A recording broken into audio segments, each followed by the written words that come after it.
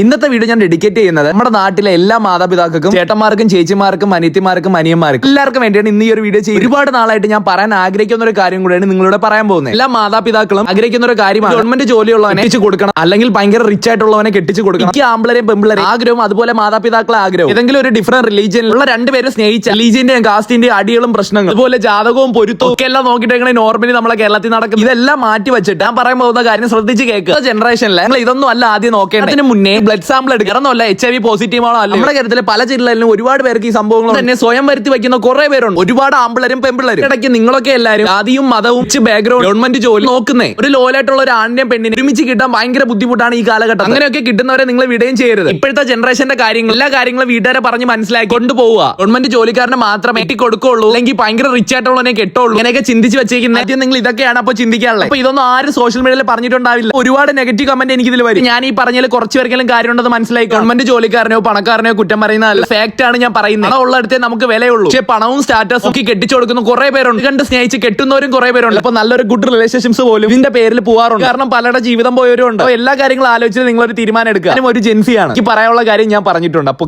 By.